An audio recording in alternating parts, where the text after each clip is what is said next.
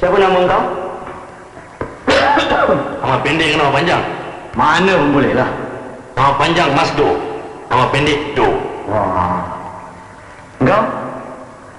Nama engkau? Siapa aku? Nama besar ke nama kecil? Serupa lah besar kecil. Nama besar orang panggil Amore. Wah. Nama kecil orang panggil Re. Wah. Yang kau tanya kita, yang kau ni nama kau siapa? Aku? Aku kalau nama penuh Minami. Minami? Ya. Macam rokok Jepun. Boleh. Nama kosong Mi. Kalau begitu dah kenalah kita bertiga. Ya. Aku Do, Re, Mi.